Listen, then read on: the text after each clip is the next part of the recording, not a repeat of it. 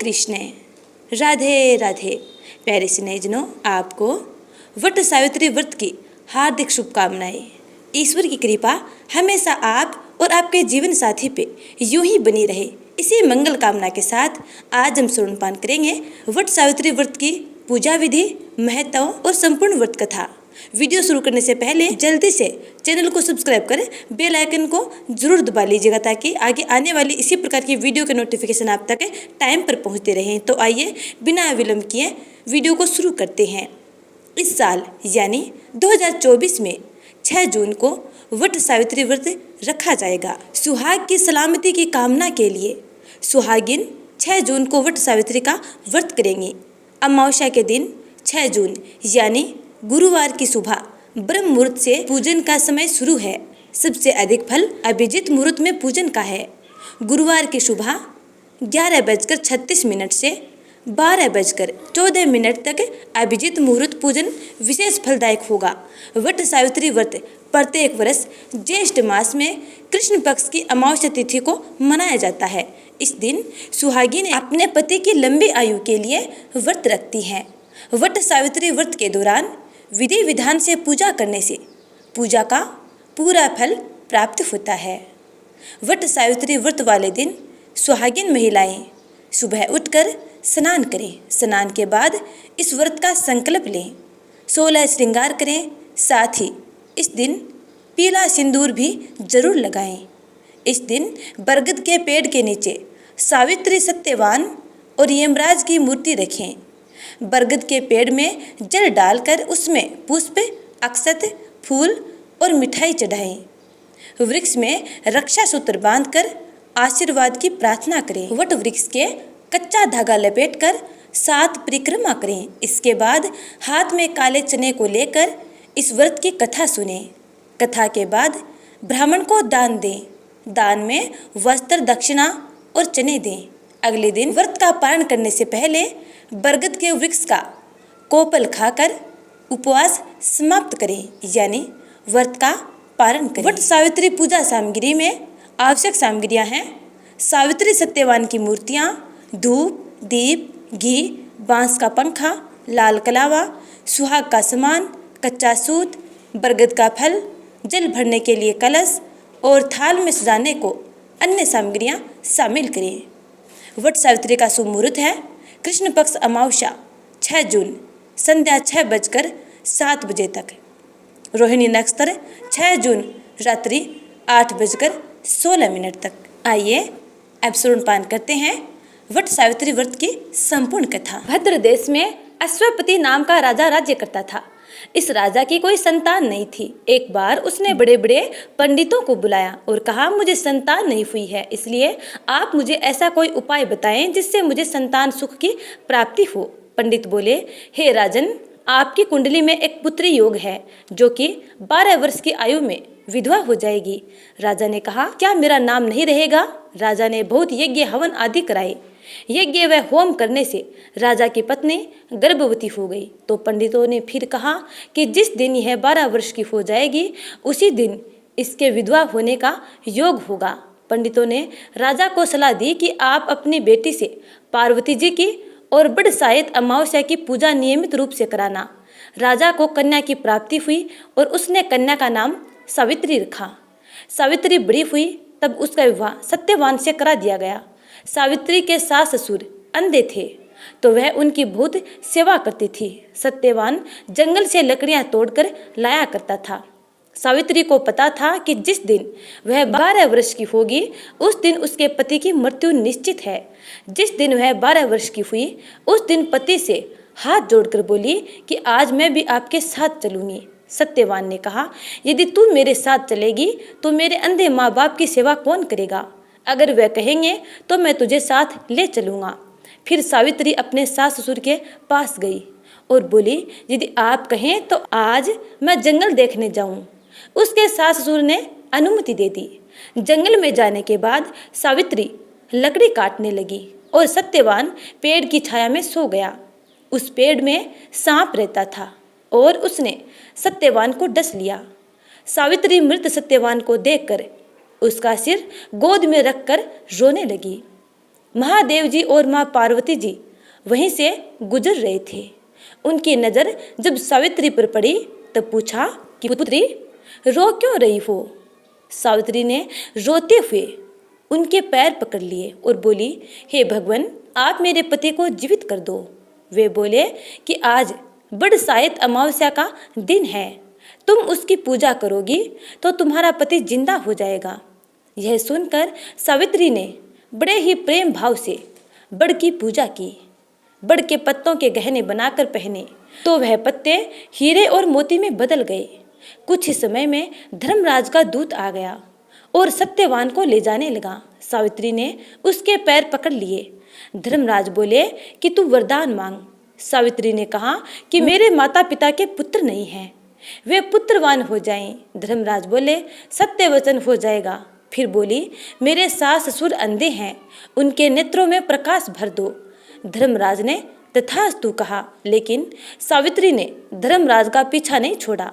धर्मराज ने कहा कि अब तुझे क्या चाहिए? सावित्री ने कहा, मुझे 100 पुत्र हो जाएं। धर्मराज बोले, तथास्तु, और फिर सत्यवान को ले जाने लगे। तब सावित्री ने कहा, हे महाराज, आप मेरे पति को ले जाएंगे तो पुत्र कहाँ से होंगे? धर्मराज ने कहा कि हे सती, तुझे सुहाग सुख नहीं था, लेकिन बड़साइत अमावस्या करने से और पार्वती जी की पूजा करने से तेरा पति जीवित हो जाएगा। उसके बाद ढिंडोरा पिटवा दिया गया कि जब जेठ माह की अमावस आएगी तब सभी बड़ के पेड़ की पूजा करना और बड़ के पत्तों का गहना बनाकर पहनना और बायना निकालना। कहानी के अंत में कहना कि हे महाराज, जैसे बड़साइत अमावस्या ने सावित्री को सुहाग दिया, उसी प्रकार सबको देना। जो भी इस कहानी को सुने या सुनाए, उसकी सभी मनोकामनाओं को पूरा करना। अब सुनते हैं अगली कथा। प्राचीन समय में अयोध्या में सगर नाम के राजा राज करते थे। उनकी 2 रानियां थी, केसिनी और सुमति। केसिनी से अंशुमान नामक का पुत्र हुआ और सुमति से 60,000 पुत्र हुए। एक बार राजा सगर ने अश्वमेध यज्ञ किया। यज्ञ की पूर्ति के लिए एक घोड़ा छोड़ा। यज्ञ को भंग करने के इरादे से इंद्रदेव घोड़े को कपिल मुनि के आश्रम में बांध आते हैं। राजा यज्ञ के घोड़े को ढूंढने के लिए अपने 60,000 पुत्रों को भेजते हैं। घोड़े को ढूंढते हुए वे कपिल मुनि के आश्रम पहुंचते हैं और घोड़े को वहां बंधा पाते हैं। उस समय कपिल मुनि तपस्या कर रहे थे। राजा के पुत्रों ने कपिल मुनि को चोर चोर कहकर पुकारना शुरू किया। कपिल मुनि की तपस्या भंग हो गई और राजा के सारे पुत्र उनके क्रोध की अग्नि में जलकर भस्म हो गए। केसिनी का पुत्र राजा की आज्ञा से अपने भाइयों को ढूंढता हुआ आश्रम पहुंचा, जहां महात्मा गरुड़ ने उसके भाइयों के भस्म होने की बात बताई।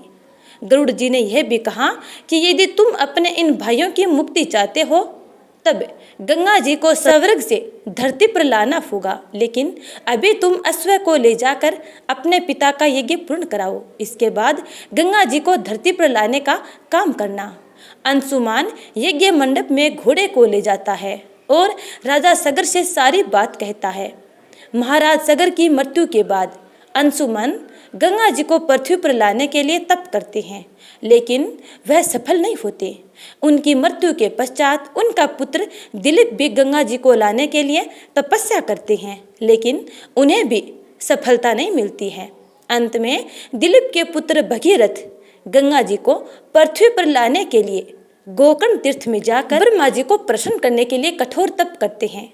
तपस्या करते करते जब कई वर्ष बीत जाते हैं तब ब्रह्मा जी प्रसन्न होते हैं और गंगा जी को पृथ्वी पर ले जाने का वरदान देते हैं। अब समस्या ये थी कि ब्रह्मा जी के कमंडल से निकलने के बाद गंगा जी के वेग को कौन संभालेगा। ब्रह्मा जी कहते हैं कि भूलोक पर भगवान शंकर के अतिरिक्त कोई नहीं है जो गंगा जी के वेग को संभाल सके।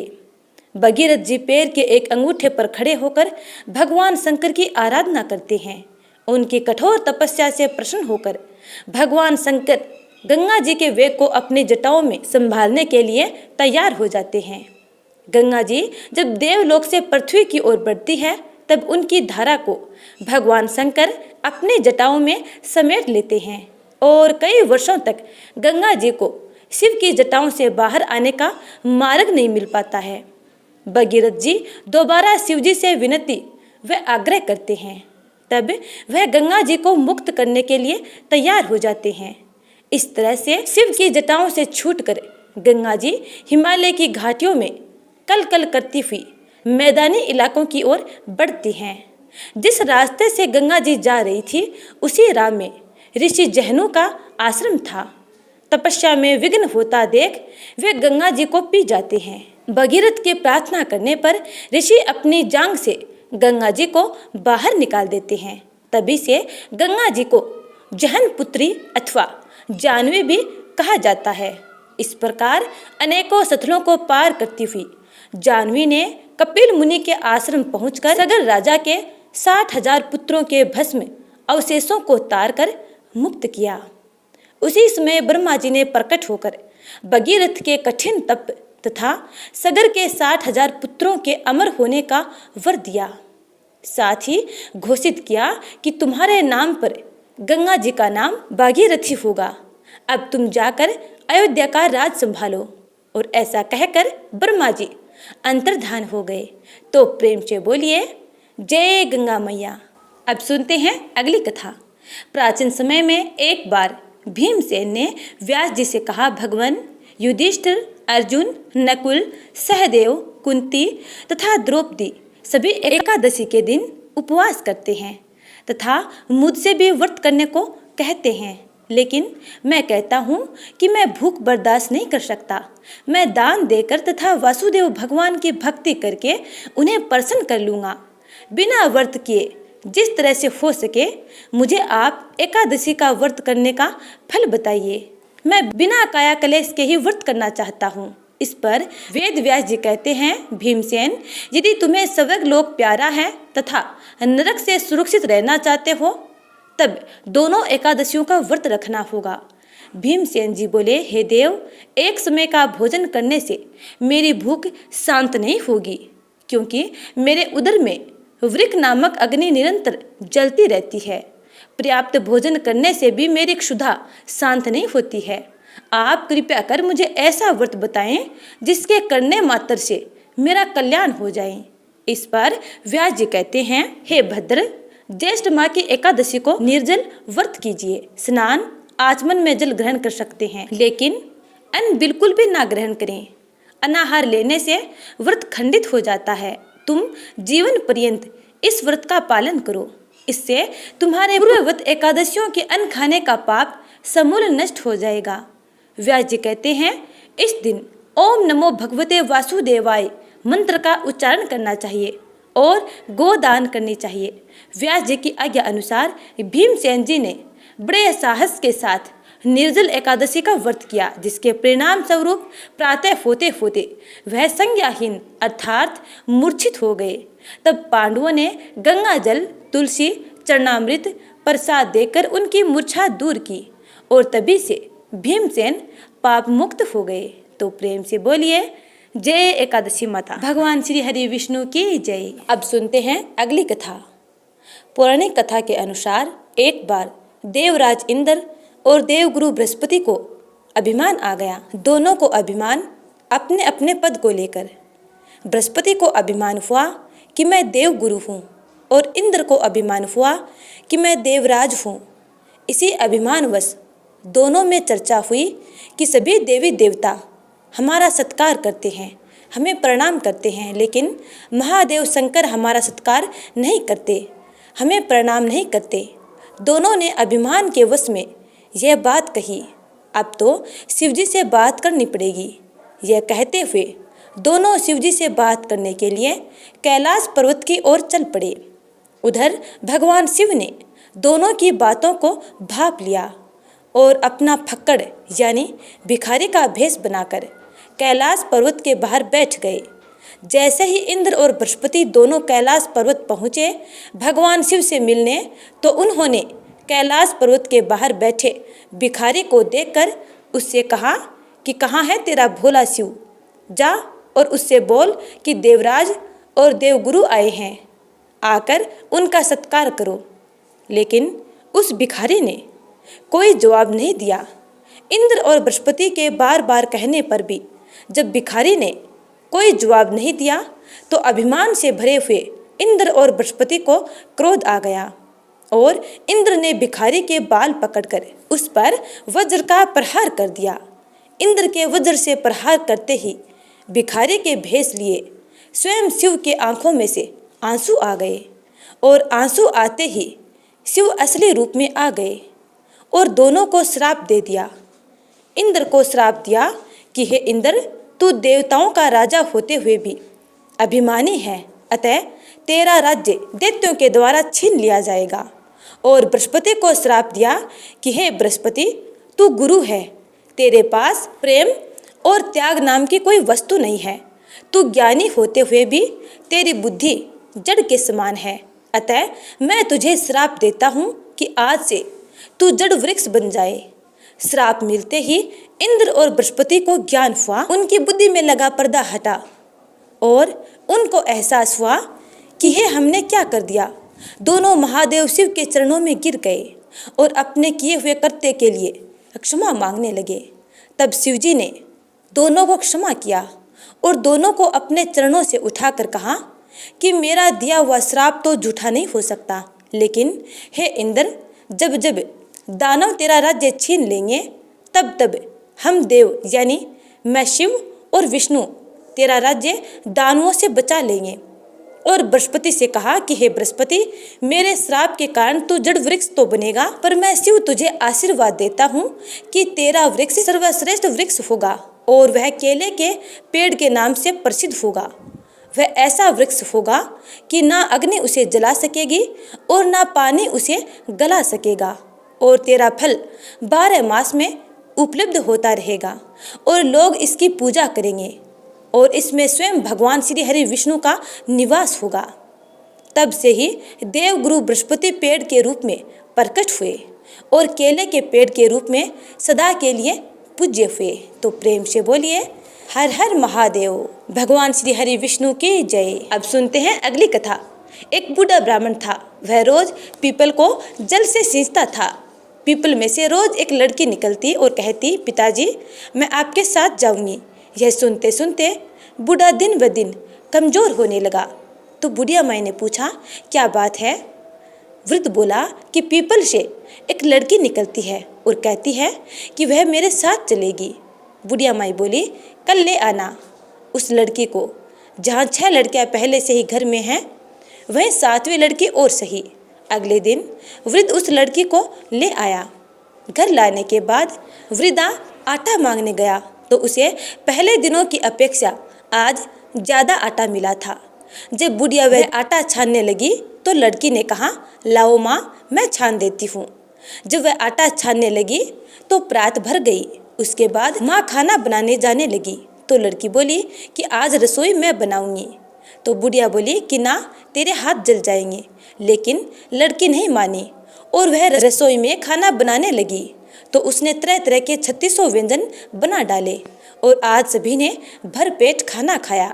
इससे पहले वे आधा पेट भूखा रहते थे। रात हुई तो बुढ़िया माई का भाई आया और कहने लगा, दीदी मैं तो तेरे यहाँ खाना खाऊंगा। बुढ़िया माई परेशान हो गई, अब खाना कहाँ से लाएगी? लड़की ने पूछा कि माँ क्या बात है? उसने कहा, तेरा मामा आया है और रोटी खाएगा, लेकिन रोटी तो सबने खा ली है, अब उसके लिए कहाँ से लाऊंगी? लड़की बोली, मैं बना दूंगी। और वह रसोई में गई और मामा के लिए 3600 व्यंजन बना दिया। मामा ने भरपेट खाना खाया और कहा कि ऐसा खाना इससे पहले उसने कभी नहीं खाया। बुढ़िया माई ने कहा, भाई तेरी पावनी भांजी ने ही बनाया है। शाम हुई तो लड़की बोली, माँ चौका लगा के चौके पर दिया जला देना, मैं कोठे में सोऊंगी। बुढ़िया माई बोली, ना बेटी तू डर जाएगी। लेकिन वह बोली, ना मैं ना डरूंगी, मैं अंदर कोठे में ही सोऊंगी। वह कोठे में जाकर सो गई। आधी रात को लड़की उठी और चारों ओर अपनी दिव्य दृष्टि से देखा तो बुढ़िया माई का घर धन से भर गया। हर जगह हीरे मोती जवाहरात जगमगाने लगे। इसके बाद वह लड़की बाहर जाने लगी तो एक वृद्ध ब्राह्मण सो रहा था। उसने देखा और कहा, बेटी तू कहाँ चली? लड़की बोली, मैं तो दरिद्रता दूर करने आई थी, अगर तुम्हें दूर करवानी है तो करवा लो। और इसके बाद वह लड़की उस वृद्ध के घर जाती है और अपने दिव्य दृष्टि से उनके घर में चारों ओर देखती है। जैसे ही उनकी दृष्टि पड़ती है वैसे ही उस वृद्ध के घर में धन ही धन हो जाता है। इसके बाद वह लड़की वहाँ से अंतर ध्यान हो गई। सुबह सवेरे जब सब लोग उठे तो उस लड़की को ना पाकर उसे वे ढूंढने लगे कि पावनी कहाँ चली गई। बूढ़ा ब्राह्मण बोला कि वह तो लक्ष्मी माता थी जो तुम्हारे साथ मेरी दरिद्रता भी दूर कर गई। तो हे लक्ष्मी माता, जिस प्रकार आपने उस वृद्ध ब्राह्मण और उस बुढ़िया माई की दरिद्रता दूर की, वैसे ही अपने सब प्यारे भक्तों की दरिद्रता और दुख को दूर करना। तो प्रेम से बोलिए जय माँ लक्ष्मी। अब सुनते हैं अगली कथा। एक बुढ़िया माई थी, वह व्रत नियम बहुत रखती थी। एक दिन भगवान के घर से यमदूत लेने आए। बुढ़िया माई यमदूत के साथ चली गई। आगे गहरी नदी बह रही थी। बुढ़िया माई डूबने लगी। तब यमदूत ने पूछा, माई गाय दान की हुई है क्या?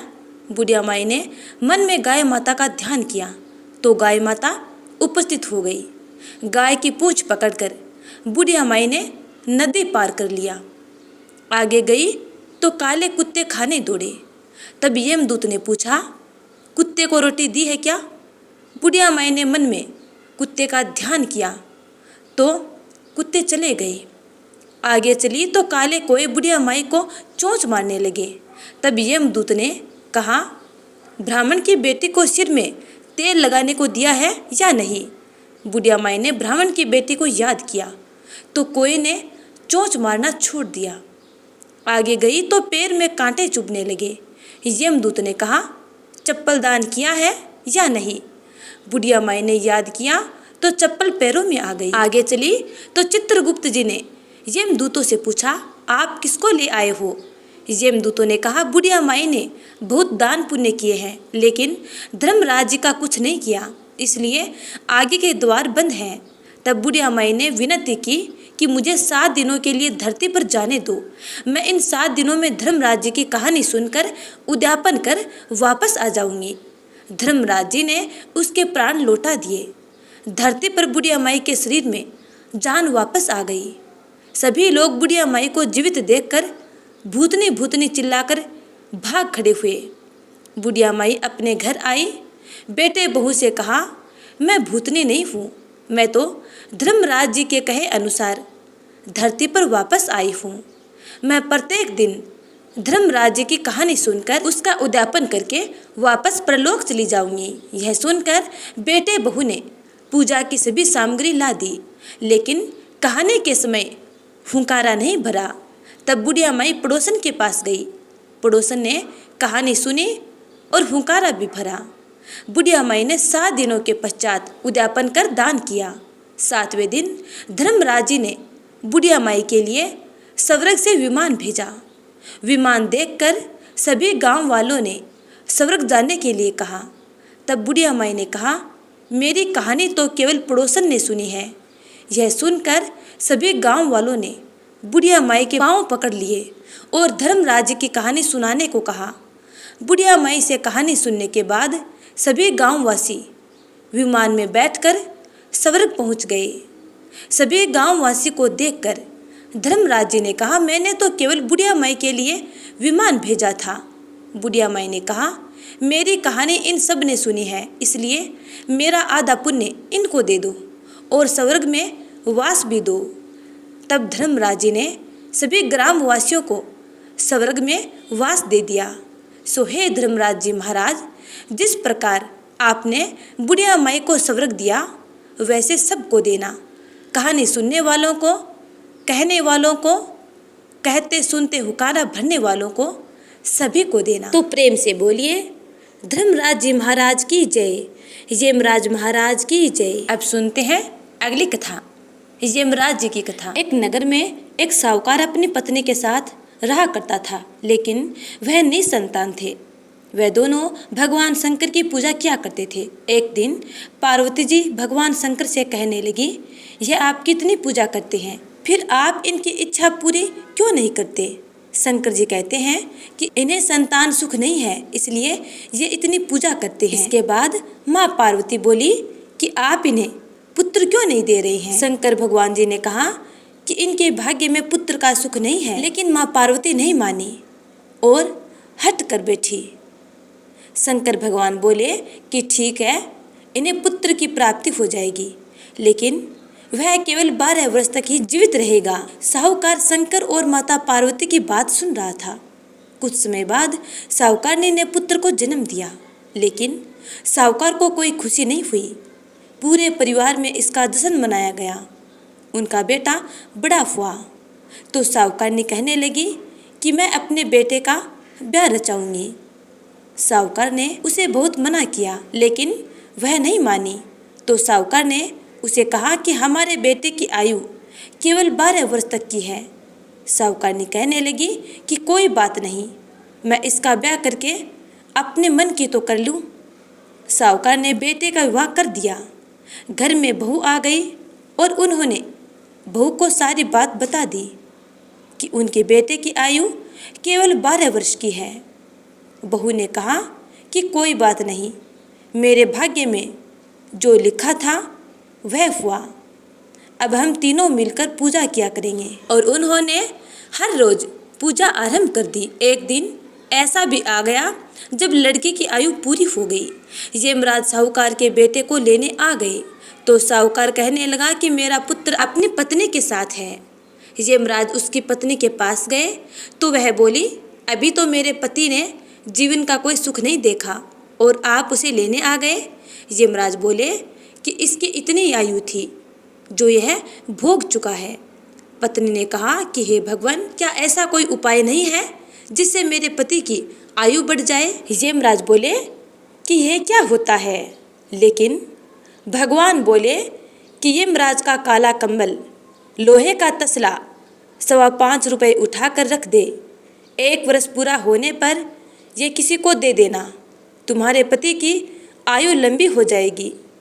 जैसा भगवान ने बताया, बहू ने बिल्कुल वैसा ही किया और उसके पति की आयु लंबी हो गई। तो प्रेम से बोलिए, भगवान श्री हरि विष्णु की जय, यमराज जी की जय। हे भगवान, जिस प्रकार आपने उस बहू के पति की लंबी आयु की, उसी प्रकार अपने सब प्यारे भक्तों की मंगल कामनाएं पूर्ण करना, उनके जीवन साथी की रक्षा करना।